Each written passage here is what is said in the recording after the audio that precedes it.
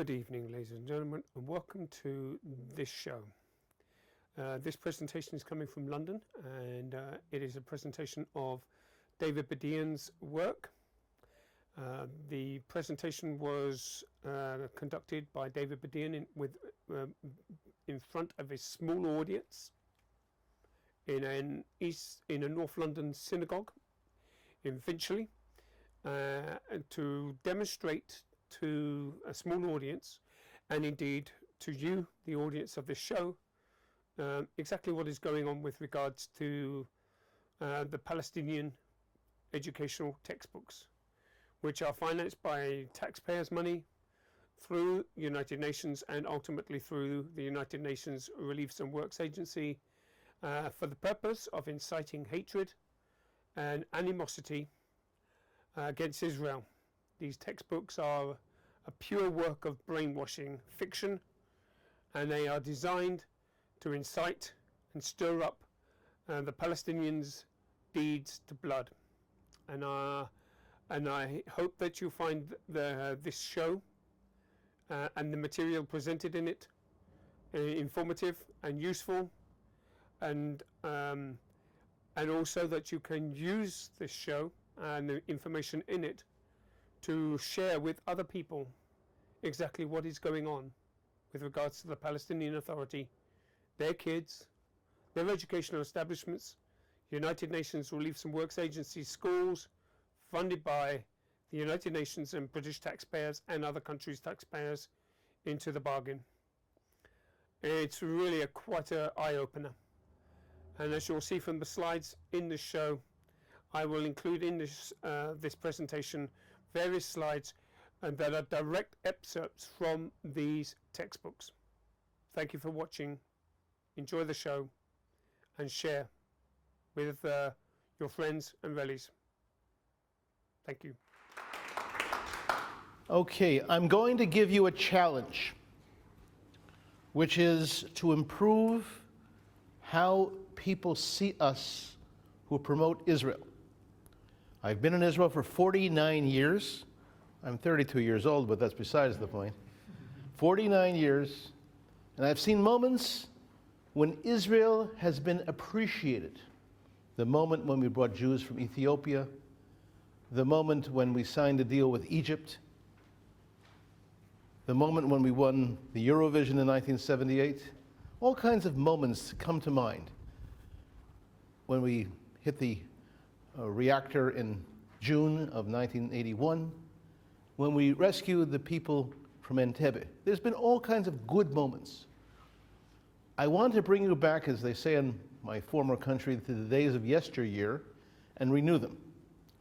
You have no idea what power 20 people can have, okay? I'm trained in the world of community organization social work, although I work in the media. I started a project which has had international implications. UNRWA, the United Nations Relief and Works Agency, was so afraid of my visit to Parliament that they sent over 2 delegates to go to walk the floors of Parliament to make sure that no one would meet with me. Now, I'm a short fellow, so they couldn't see me anyway. But that's how afraid they are of what you're about to hear. Now, what do I mean by the concept of a few people making a difference? What is that all about? Well, I'm going to be 69 years old in a few weeks, and one of my friends in the US Congress, who's been there for 42 years, is retiring. I said, how does Congress work? He said to me, if we get 10 letters, this is from the Foreign Relations Committee in Congress in Washington. If we get 10 letters about anything, we go into a tizzy, we have an emergency meeting. 10. Because if 10 people with integrity write a letter, it's taken seriously. A gentleman was just speaking to me about the Islamic threat. We're not dealing here with the Islamic threat. We're dealing with the threat of 10 nations that overwhelm UNRWA, the United Nations Relief and Works Agency, with upwards of $70 million a year, unsupervised. Unsupervised. Now, what is that all about? What you have in front of you is a curriculum. Now, we're an independent agency. We're supported privately. You'll see from the envelope that we now have a British address where people can support our work. We do not want to be hampered by any government, nor compromised by any government. What you have in front of you is part of a curriculum, the first curriculum ever to promote the concept that children should conduct acts of murder. Okay? Clear. We're not dealing, not to contradict my host, we're not dealing with a curriculum of hatred. We're dealing with a curriculum of indoctrination to murder. When I began the project 32 years ago, and we started filming the children, we saw hatred. We no longer see hatred. We see children trained as robots to go out there and kill Jews. Now, if it was a curriculum supported by Iran, well, to an extent it's supported by Saudi Arabia, but by Iran or by the Arab countries, that would be one thing. I don't think that the Iranian parliament would welcome me very well, but okay, leave that as it is. We're talking about a system that was created initially in Sweden by someone named Count Falk Bernadotte, who later on was assassinated, but that's besides the point, who wanted to push the idea of the right of return to contradict the law of return. Okay? Now, Mr. Bernadotte was the UN, what's the mitafech? I can't think for a moment. He was the UN guy the mediator after the 1948 war. And he wanted to be fair to the Arabs, as he saw it, and to create a system where the Arabs would go back to where they came from in 1948, after they lost the war of independence. Who would know that the system that he created, which was created a few months after his death, on December 11th, 1948, called UNRWA, the United Nations Relief and Works Agency, would still be around today. At the time, there were about 500,000 Arabs who left their homes in 1948. Today, how many we're talking about? How many people are in 59 temporary refugee camps? 5.2 million people. 5.2 million people who are educated around the idea that they have to take up arms, to liberate Palestine and to take their homes back from 1948, even if the homes do not exist. Now, this sounds absurd. Now, since you hear from my accent that I'm originally from the colonies, or America, that we had a very famous magazine called Mad Magazine, which recently went out of business. In my days of counseling people for Aliyah, I would often get them a subscription to Mad Magazine to understand how things operate really in the US, in Israel, and on the subject that we're dealing with. Now, it's very hard. Now, I started 32 years ago, this project, and to make sure that Israel would be able to address the issue of what they call Palestinian human rights. What is the most important human right that one has? The right to dignity, to a future. And what has UNRWA done? The United Nations Relief and Works Agency has created a system where people remain in refugee camps under the premise and promise of the right of return. Okay? Now, as I started to hint, if this was dictated by the Arab countries alone, we could do very little about it. But this is a system supported by the Western nations who don't want you to know about this. In other words, they would prefer you to think that it's just happening spontaneously.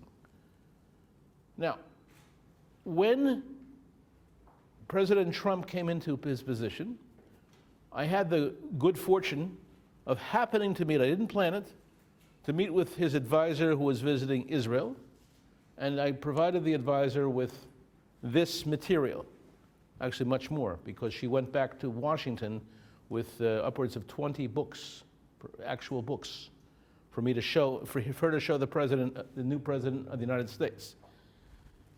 Now, this what I'm about to show you, this is mentioned, I believe, on page 38. Let's just look in this booklet here. If I'm not mistaken, on page, I'm sorry, not 38, but, excuse me. Is this President Trump you're talking? Yes, page 32, excuse me, page 32. Now, this is one of the features, new features of the school book. Now, when you want to know who's financing this school book, you are. That's why I'm speaking to you tonight. I'm speaking to you because of your responsibility of taxpayers of the UK, okay? Here you have a lady. That's no lady, that's my terrorist. This lady, her name is Dalal al-Mughrabi, and it's described on page 32, 31, 32. She murdered 38 people, including 13 children, and she's presented, and these are the books that are purchased by UNRWA for 321,000 children, 321,000 children as their curriculum. And she's presented as a role model, someone who conducted an act of mass murder. Now, this book came out only last year. As people ask me often, has there been any changes in the curriculum? Yes, it's gotten worse, okay? And it's being obfuscated from you. It's being kept from you. You won't know this from the normal media, from the regular media, even though yours truly has worked in BBC, and I've worked in various other. I've worked in the Times of the Times of London. Our agency has provided service for a number of good papers and good media outlets.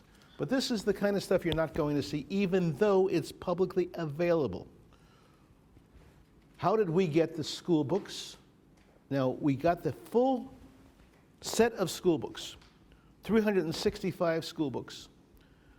I had to lower myself to meet Yasser Arafat 20 years ago, okay? Now, I'm trained in the world of social work where you meet all kinds of people, all right? We don't have to go into all the details of the kind of people you may meet when you're in social work. I met Arafat 23 years ago. Mr. Arafat, when are you going to speak words of peace in the Arabic language?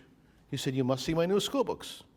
He didn't realize I would really get the school, go to the school books, go to their office and buy them. Our agency every year goes back and gets the new school books as they come out. Altogether, 365 school books have come out. We've examined, I have a staff of 3 PhDs, 3 Israeli PhDs, who in Islamic studies, and we have 4 Arabs working with us doing filming and analysis. So it's altogether 7 people, and another gentleman who is an Arab who is an expert in human rights. So 8 people altogether. It's a team, an Arab-Jewish team, okay? And we're independent, as I mentioned. And we're based in Jerusalem, although we're moving our office to Stockholm. We'll talk about that. Why? Now, this evaluation we made, our determination, now that we've completed the project after 19 years, is to bring this to each of the major donor countries, to constituents like yourself, to the parliaments.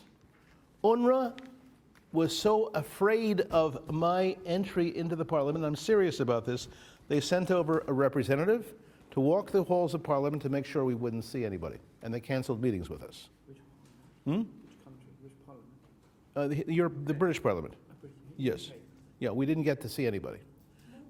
No, because they were intimidated by people from UNRWA. They said that there's an article in today's Jewish News that yours truly is a Kahanist and hates Palestinians.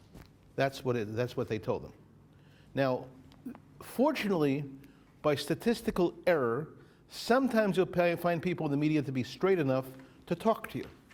So after 7 years of UNRWA spreading the lie that I am a Kahanist and because some kind of extremist, the correspondent for the Jewish News here in London contacted me for my reaction. I said, isn't this funny, because I used to debate Rabbi Meir Kahane. I'm not in his ilk of thinking, way of thinking. That's very strange. And then I was misquoted in the newspaper known as Haaretz, saying all kinds of crazy things. I said, they never wouldn't even let me write a letter to the editor. 7 years ago, they started this campaign that I'm a Kahanist, a hater of Arabs, and all kinds of other things. And that's what was used in the British Parliament to stop anyone from meeting me. Now, I've been to the British Parliament before, by the way. I am here today in advance of our experts coming to London, because we're going to bring them to London in September. Our people who are experts on, we don't have really a screen to show you, but and I hope that if you would invite us to make a proper film presentation, we've made 24 films, okay? And those films show the UNRWA camps as they are, in their schools, in their summer camps, in demonstrations, etc. Now, our focus is to look at exactly what they're teaching. And their focus, and so we bring one person, one expert, who is an expert on the school books, as I mentioned. And he's come to the conclusion that the school books work on 3 themes. And this is Dr. Gross, who wrote this book that you're holding here. Theme number 1, demonization. Jews have no identity. Number 2, let me just look here. Delegitimization. Thank you very much. I owe you something there. Delegitimization. And the third thing, the violent struggle. The 3 points of the school books. That's the theme that goes throughout the school books. Why don't people know about that? Because UNRWA, the United Nations Relief and Works Agency, hired a public relations firm many years ago to disinform the world and let people think that there's a peace curriculum. Now, we challenged this in the United States Congress. All right? We challenged this in the United States Congress because that's what the US Congress was being told. And there they have something called the GAO. I don't know if you have that here in London. The Government Accounting Office, where they conducted a full-scale investigation of the school books based on our testimony, and the State Department saying, oh, there's a peace curriculum. And the GAO decided that we were correct, and the State Department was lying. I hope you don't mind me using such a word, lying, but they were lying.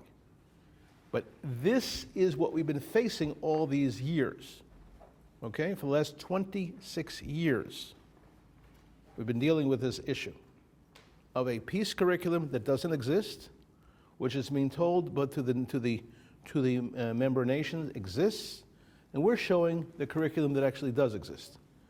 I'm not going to say thanks to Yasser Arafat's integrity, but sometimes, because that wouldn't be a correct word to use, but we'll just say it's a statistical error that we use an expression sometimes that immoral adversaries make stupid mistakes. So he made the mistake of sharing this, and every year we come back and buy the new school books. We have the letter from Arafat. What kind of more, I'm in a synagogue right now, a greater mishaberach than that, what can you find, right?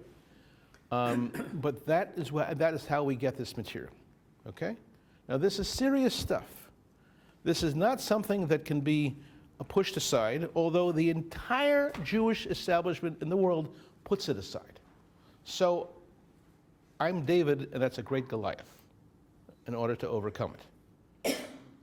What my request is, now in September, the UNRWA mandate, the United Nations Relief and Works Agency mandate, is going to be suspended. It's going to be suspended. Every 5 years it expires, and the United Nations General Assembly meets to renew it. This manishtana, what is new this year? This year, we want to bring our experts to testify in 20 nations, 20 parliaments, to question whether their funding should continue and whether UNRWA should continue without conditions. So when we come back to the British Parliament with our experts, we want people like yourselves to be in touch with MPs and say this has to be taken seriously.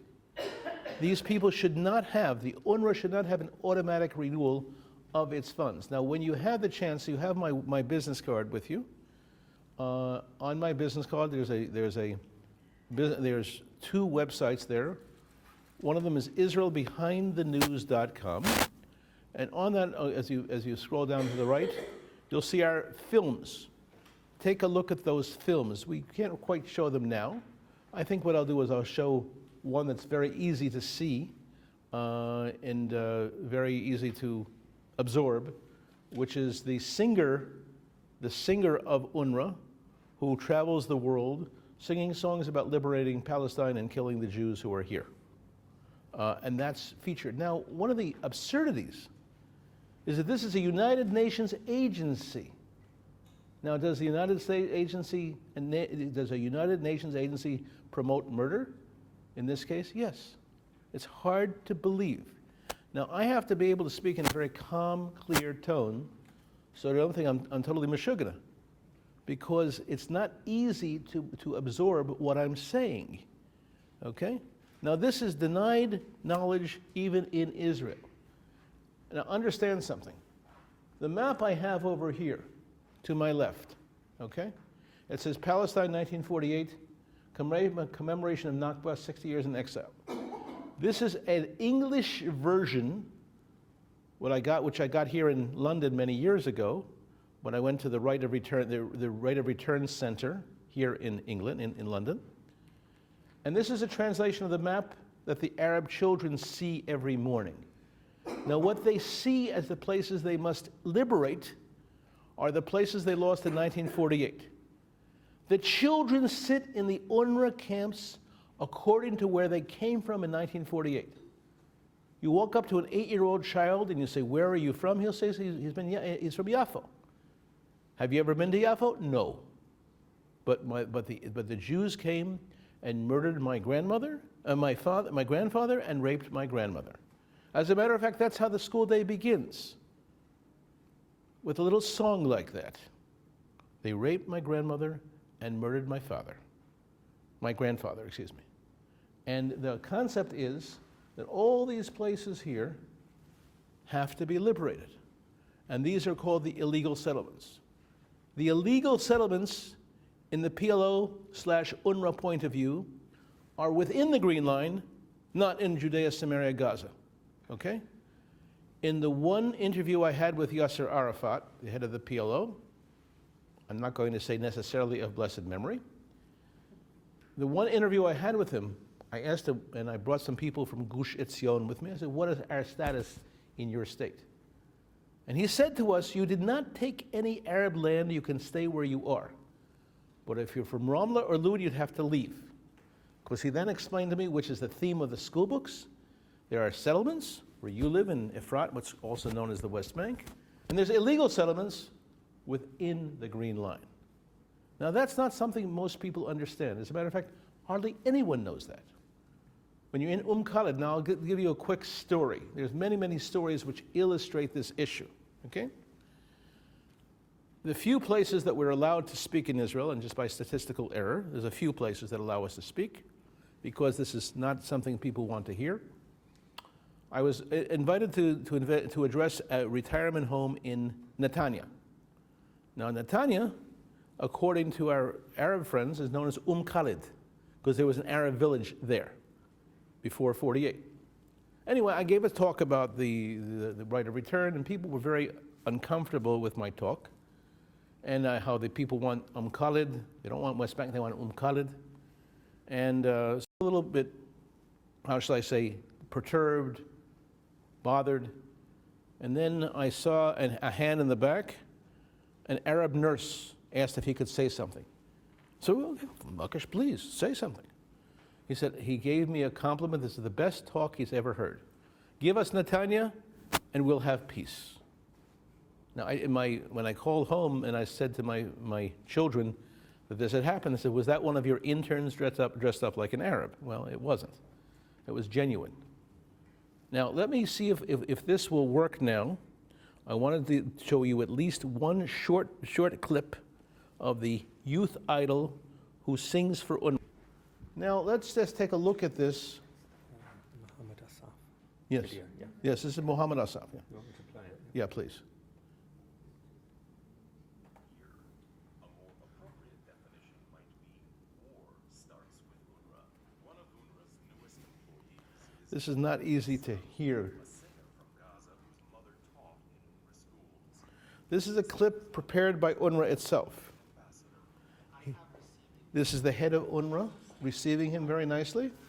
Many important, but I have never seen so much expectation. Even though his songs repeatedly praise martyrs and violence, That's a dead child going through on the way to his burial. He's singing songs which accompany this funeral. Your son Gaza will not be forgotten. Lift your head up high, it is your weapon. We will protect the land, either victory or martyrdom. The men of this land said, take my blood and give me freedom. My land is from river to sea. Take my blood and give me freedom.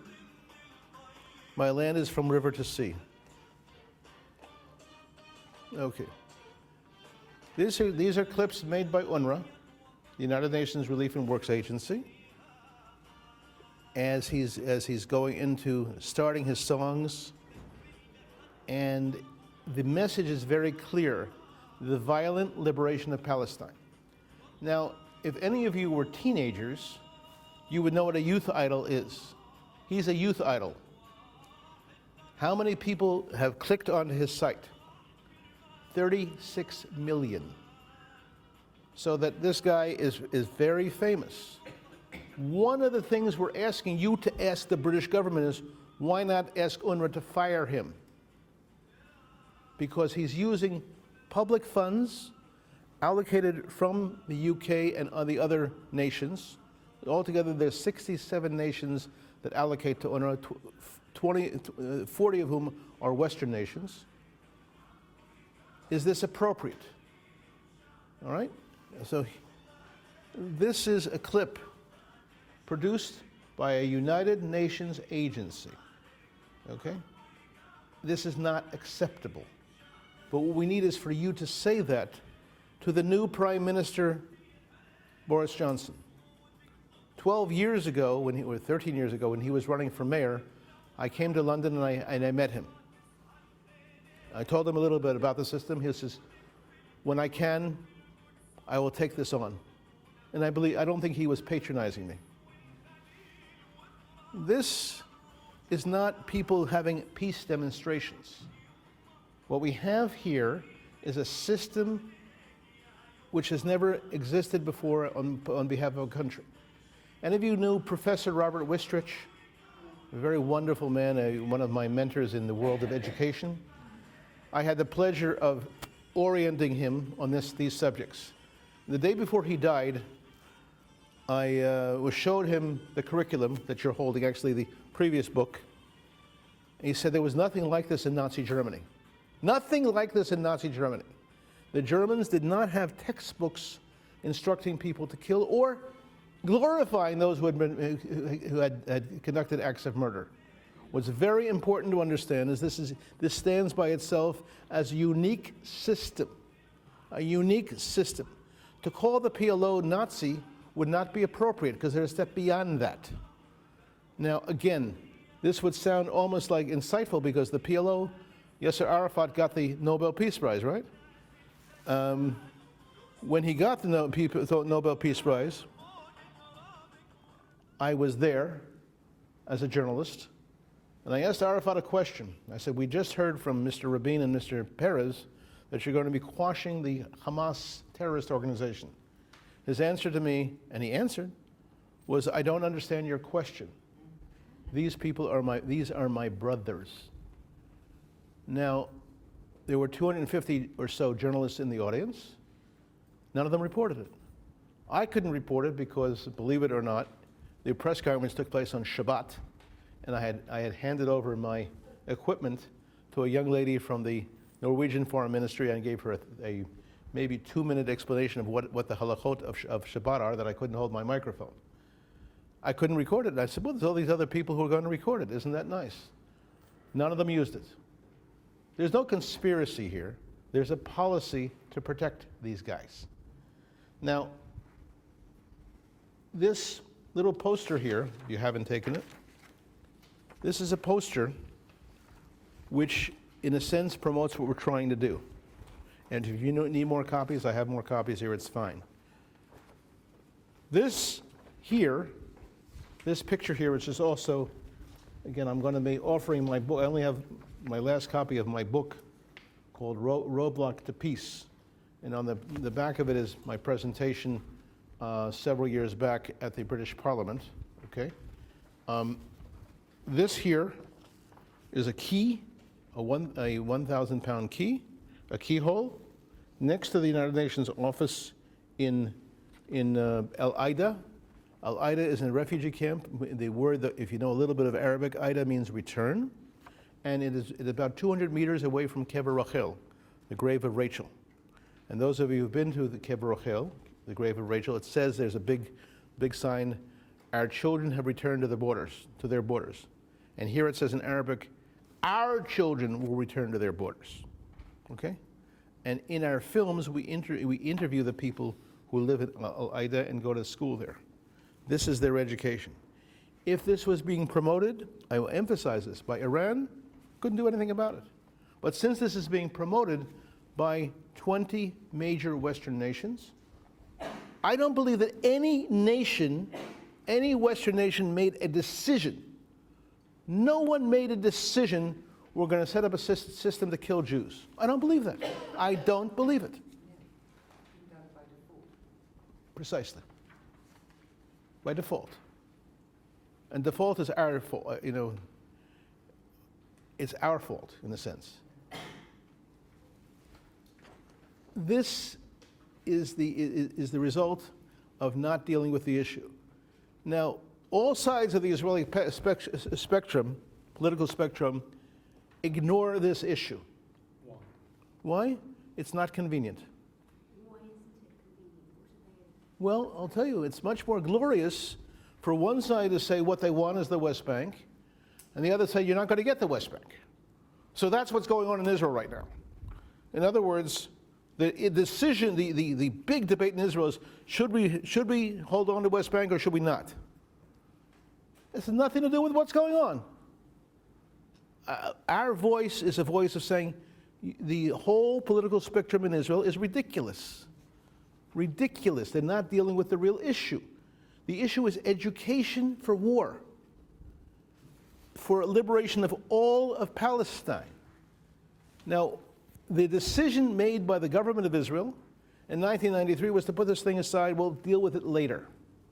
We'll deal with economic development, things like that. The decision of Israel's national camp was to fight for Judea Samaria, which is good. I live in Efrat. Why not? It's a good fight. It's a good fight. But it has nothing to do with reality. All right? Now, I want to just say a side note. What's the difference between a genius and a crackpot? Anyone know? A genius is a step ahead of his time. A crackpot is 2 steps ahead of his time. So you'll have to decide which I am. Okay? And if you don't maintain a sense of humor in all this, you go mad. But you have to stay with it. And notice that most people don't deal with the real issues of what's going on. The message I have for you, tonight, Israel Television will feature the film that we produced this morning. Okay? While I'm in London, we're producing a film in Gaza, where the children are marching, are getting prepared to march on the fence to take back their homes from 1948, which they think are still there. Okay? That's the absurdity. The absurdity that children are being educated in this way. But again, precisely. It's not a matter of incitement, but brainwashing. If any of the 20 major donor nations that we're going to go to, and the UN itself, if any one of them will object to this, the whole system may fall like a deck of cards. It can fall, it can stop. Because I do not believe, and I'm repeating this, I want to be very clear, I do not believe that there was a decision made by any of these governments, no matter how negative, no matter how nasty they are to Israel. I don't think there was ever a decision made, we're going to teach children to kill the Jews and take their land back. I don't believe that was done. Now, if I'm mistaken, tell me, because I follow the media ever since opening a media office 32 years ago, and we notice if this thing happens. It's not that we had 25 Jeremy Corbyns running the world. We have people not paying attention and not being pushed enough from down under. Now, why did I mention the example of my friend who's retiring from the U.S. Congress? Because when he said to me, and this is when we made a presentation at the British Parliament 6 years ago, MP Bob Blackman and MP Louise Hellman chaired our session where we made presentations. They both said, we need constituents to push us. We need 10, 20, 30 letters to push us on this issue. Well, we were then asked not to come back by the Jewish organizations that had brought us because it disturbed the peace process. Okay, that's the way it is. Now we're back again. There's a new government here in the UK, and I'm optimistic. Those of us who know some Hebrew, in optimistic we say optimi. You know what optimi is all about? It's up to me. Okay? It's up to me. Those of you who own pens, there's a pen. Those of you who own computer, I'm not patronizing you. Those of you who are capable of writing a short letter, and you can take a look at our films, which are not popular, but they speak for themselves. We filmed the children who are rushing the fences. We filmed their summer camps. We filmed their schools. And they agree to be filmed because they're proud of it. They're proud of their ethnicity. And our Arab crews, think that this will scare the Jews out of Palestine. That's their agenda. So their agenda meets our agenda. Okay? Our agenda is but the truth is it's their agenda also. This creates many quote-unquote funny stories because I accompany journalists to the scene of the crime, to what's really happening. I'll never forget, I was with a major British correspondent, and he heard that I had good contact with the Jews and the Arabs on both sides, so I make my living taking him around. So I said, I'm going to bring you to the head of the PLO in Jerusalem, and I explained to him a little bit about the PLO. The PLO, on the one hand, wants to destroy Israel and kill all the Jews. On the other hand, they have new business enterprises working with the Jews. He said, that's interesting. We got there. We met with the head of the PLO. At that time, the PLO had headquarters in Jerusalem, something called the Orient House. And he asks him, I understand that you have an agency to destroy the Jews and you do business with the Jews. He says, he puts out a coffee, very nice. And he says, you don't understand. First we do business with them and then we kill them. Now he wasn't kidding. As a matter of fact, this is one of it's almost like again, Mad Magazine. Those of you who know that forgive us from the colonies of knowing Mad Magazine, but the absurdity of the reality, he saw nothing wrong with it, he saw nothing funny about it. Those who promote economic peace do not understand that what the Arabs understand by economic peace is first we're going to be doing business, weaken them, and then go at them. And they don't hesitate to say so. Getting people to listen to that, I just noticed the date, that it's now July 2019. My grandfather in July 1919 came back to New York after a year of interviewing German POWs. He came back with a very terrible message.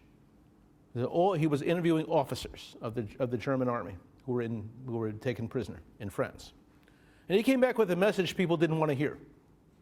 What my grandfather heard was tenacity, that they're going to conduct another war because they're going to win. And he says these people want to win and they're determined to win the next war. Nobody wanted to speak to my grandfather. And I feel like I carry his.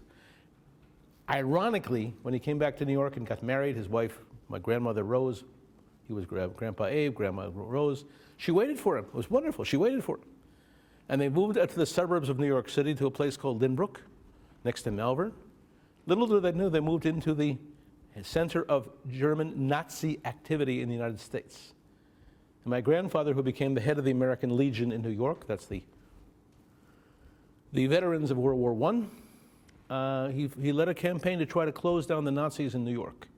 It did not succeed. No one wanted to work with him, including the Jews. There was one rabbi, one Reform rabbi who helped him out, but that was it. And they more or less destroyed him.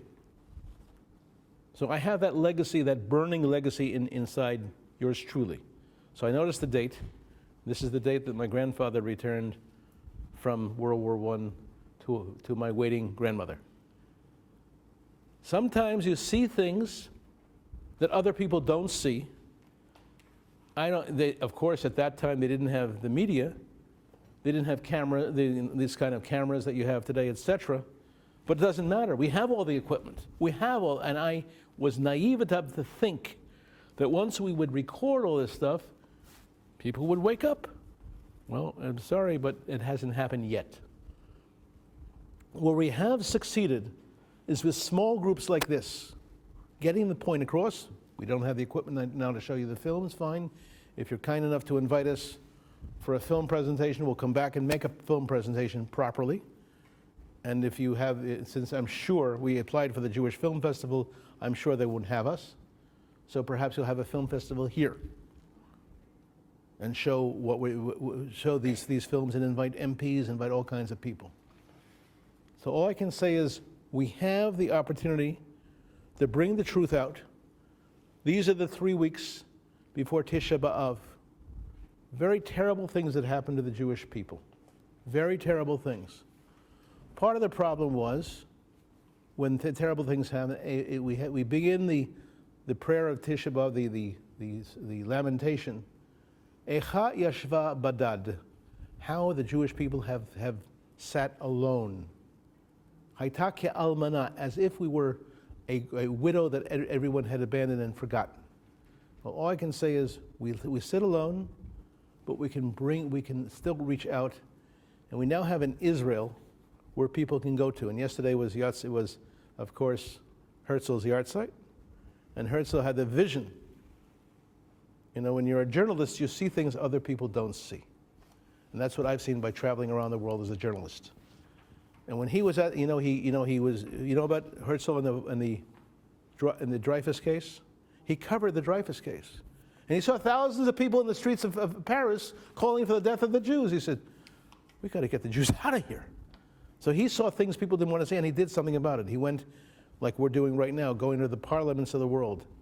I don't know if how much he went to the Jews. He went to the parliaments. He went to the king, the ministers. He went to the Pope. And incidentally, the first person to publicize these school books was Pope John Paul II. Now, I was very close to the papal nuncio at the time, the Pope's ambassador in Jerusalem, whose name was Archbishop Pietro Sambi.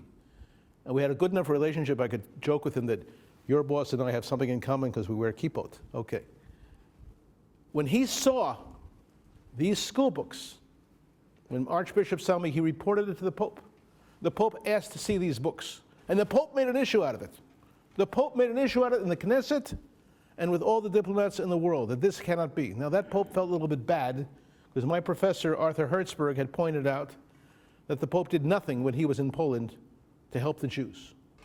So he said to his underling, Archbishop Sambi, if you see anti-Semitism, let me know about it.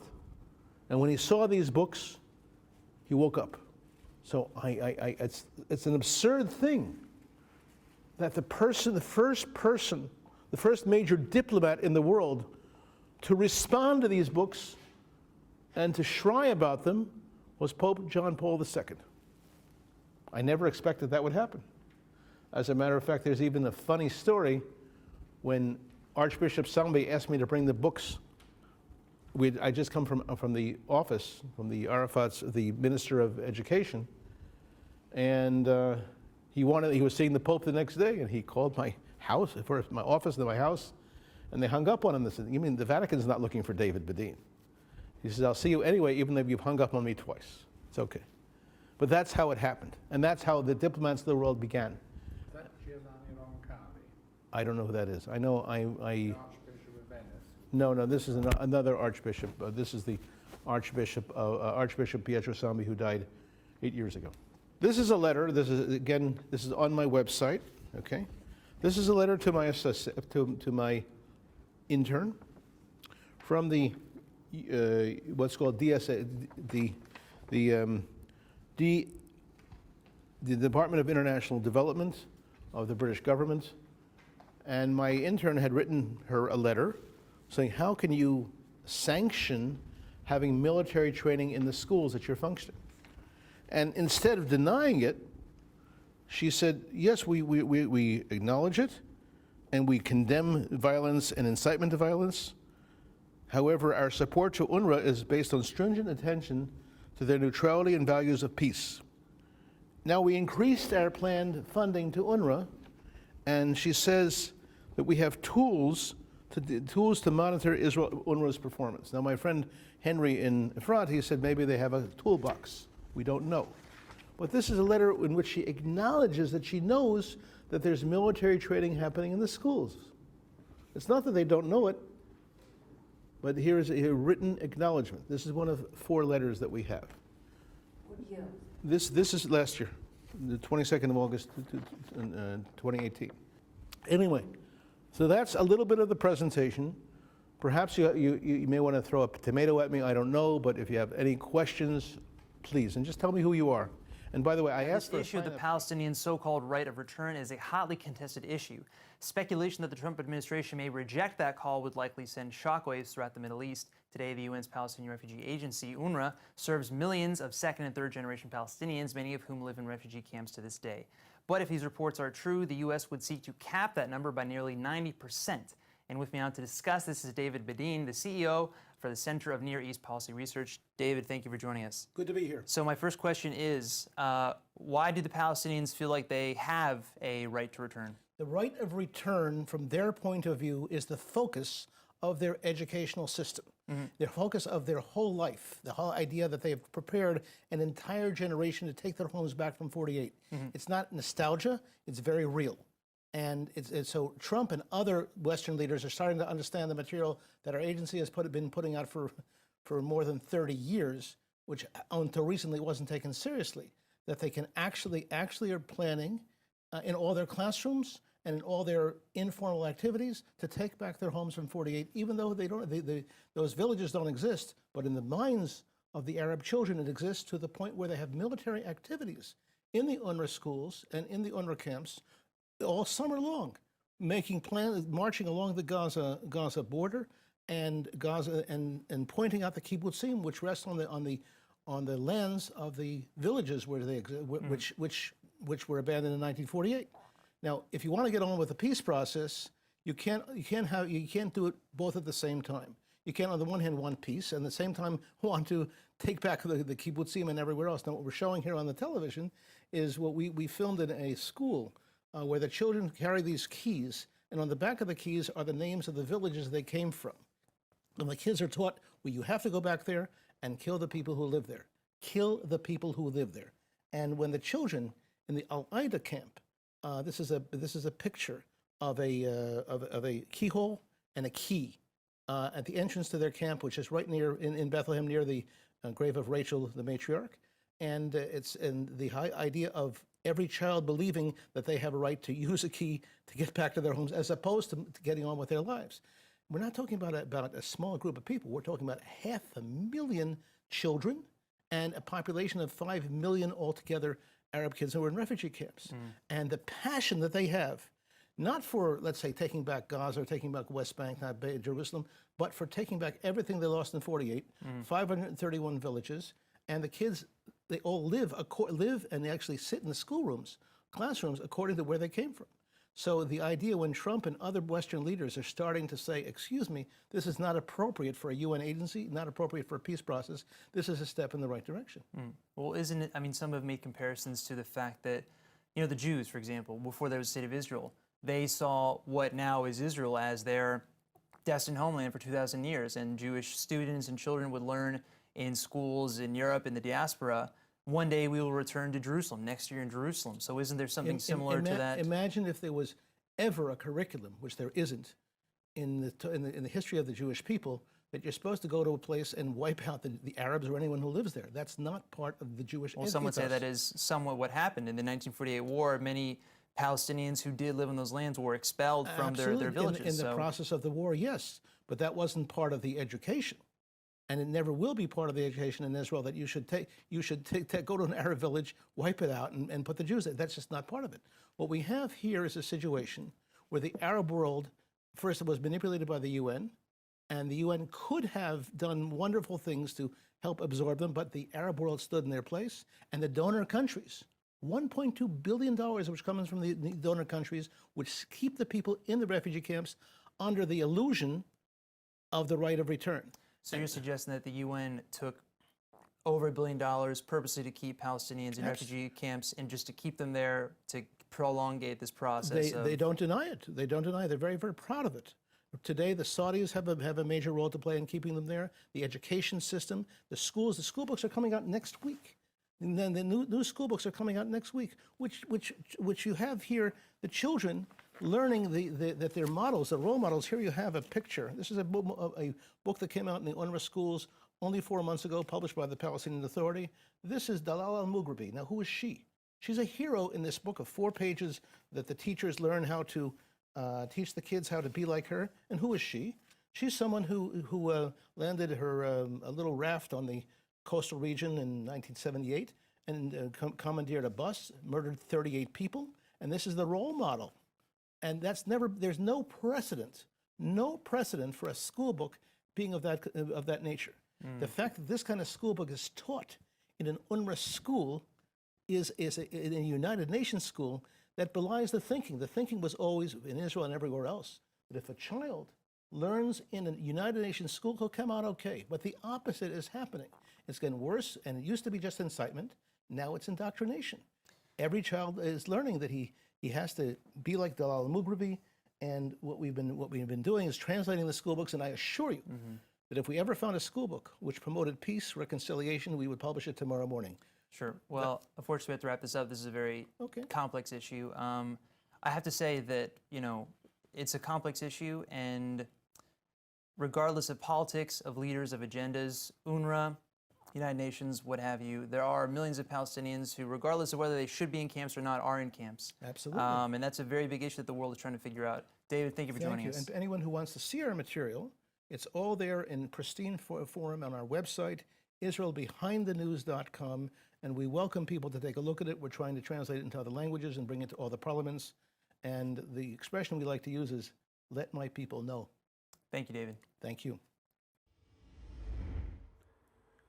Thank you very much, ladies and gentlemen, for watching this presentation, which was presented by David Bedein in North London, in Finchley, in a synagogue. The presentation was organised courtesy of Zionist Federation UK for the purpose of demonstrating and presenting a brief excerpt of the material that can be found in the United Nations Relief and Works Agency books.